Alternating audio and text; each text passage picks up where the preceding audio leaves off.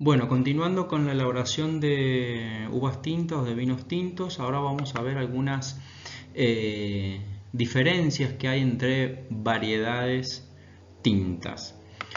Vamos a empezar con la morfología, que acá podemos ver que hay racimos que tienen distintos tamaños, que son algunos más grandes que otros. También podemos ver que los granos son diferentes, son más grandes, más chicos. Y como ustedes bien han estudiado en ampelografía, supongo, el tema de las hojas, que también son distintas. Que esto sirve primero para identificar las variedades y segundo para saber qué procesos de elaboración, de maceración, de fermentación podemos efectuar para una u otra variedad. Luego de morfología vamos a ver la adaptación al terroir. Las diferentes variedades se adaptan de diferente manera a distintos terroirs, a distintos climas, a distintos suelos. Entonces hay que saberlo muy bien porque no es lo mismo el Cabernet Sauvignon del Valle de Uco al Cabernet Sauvignon de Junín, o el Malbec de Lavalle a el Malbec que hay en Neuquén. Entonces todas estas zonas y todas estas distintas variedades se adaptan de distinta manera a todo eso. Aunque nosotros trabajemos de igual manera, siempre se van a adaptar de distinta manera y tenemos que guiar a las variedades de uva a el terroir donde vamos a cultivarlas. Como les dije, no es lo mismo plantar una planta de Malbec en Neuquén a Lavalle. Entonces hay que saber eso y hay que saber cómo inciden todas esas variables climáticas y del terroir en esa variedad que estamos haciendo. Hay plantas, hay variedades que se adaptan mejor al frío, como el Pinot Noir y el Cabernet, y otras que se adaptan mejor a zonas cálidas, como Bonarda y Malbec. El ciclo vegetativo también es muy importante porque a nosotros nos ayuda a determinar los controles de madurez, las cosechas, planificar las elaboraciones y saber que no toda la uva va a tener su momento óptimo de cosecha juntos, sino que va a ser escalonado de acuerdo a esto, a que los ciclos vegetativos de las uvas son distintas. Por ejemplo, el Malbec es más corto que el Cabernet y a su vez también el más largo puede ser en muchas zonas la uva Bonarda, que se demora en madurar mucho más que el Cabernet. Entonces hay que saberlo para ir viendo cómo controlar, qué controlar, para después poder elaborar en consecuencia.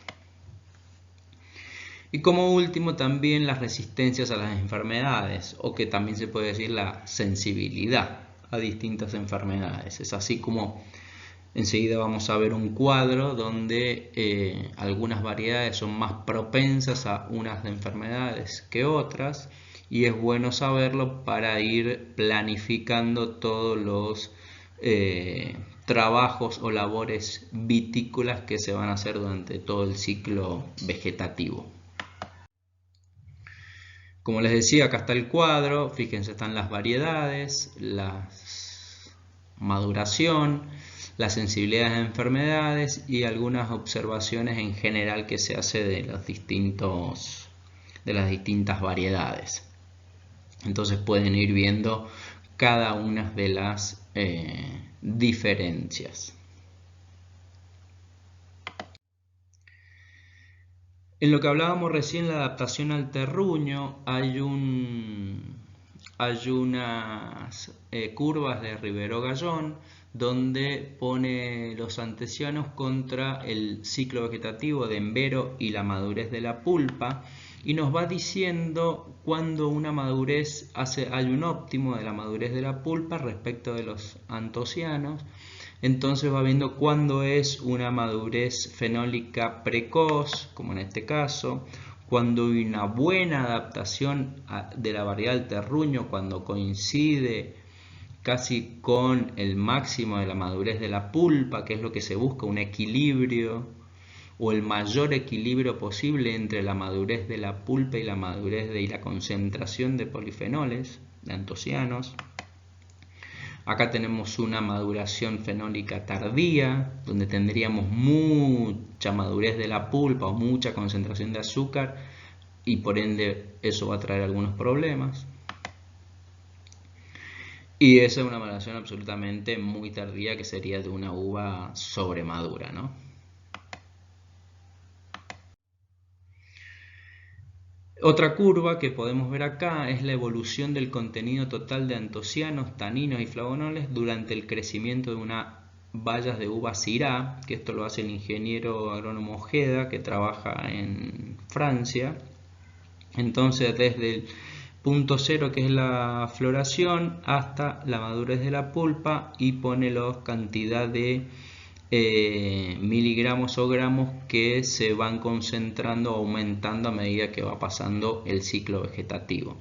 Fíjense cómo hasta el embero va muy paulatinamente, y después del embero hasta la madurez de la pulpa van obteniendo sus máximos, para luego después disminuir. Nosotros tenemos que tratar de encontrar el mejor encuentro entre la madurez de la pulpa y la cantidad de antocianos o polifenoles en general para determinar el momento de la cosecha,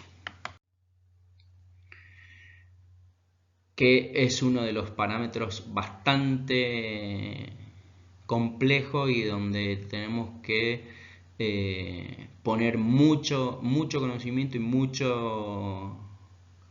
muchas horas en el viñedo para conocer la uva, para conocer las plantas, para conocer el clima y poder ir adelantándonos a eso y que no nos agarre desprevenidos. La evolución de la diferencial de los polifenoles respecto del azúcar y la acidez. Eso es clave para entender todo esto, y es clave para que ustedes puedan hacer vinos prolijos, agradables y ricos sobre todo. Uno de los controles que se hace en el viñedo es el control de grados Brix, que se hace con un refractómetro, que es ese que ven en pantalla. Eso te da una escala de 0 a casi hasta 30, donde el óptimo de madurez de las variedades tintas oscila entre los 23 y los 25. Ahí pueden ver un 24 o un 23,8. Y eso lo comparan con un análisis organoléptico de las uvas, que es comer uvas que estén ricas, después ver la semilla, ver los ollejos, ver un principio de color que te puede llegar a dar, y esto te lo da muchos años de práctica y de estudio para poder interpretar que con ese examen organoléptico estás en presencia de uvas de determinadas características organolépticas. Estos son los mostos que uno recibe en el laboratorio. Entonces fíjense los diferentes colores. Hay unos colores más rojos, más rosados, más oscuros, más marrones. Y ahí también tenemos unos mostos de uvas blancas. Pero fíjense de las uvas tintas la diferencia de colores, y eso es porque están en diferentes momentos de maduración. Los más rojos son los que están más adelantados. Los marrones son los que aún todavía les falta unas cuantas semanas para terminar de encontrar su punto máximo. Fíjense ahí 4 mostos de vino tinto, todos distintos. Bueno, y ahora vamos a detenernos en este punto de la cosecha para empezar a hablar y mostrar distintos procesos de cosecha de la uva.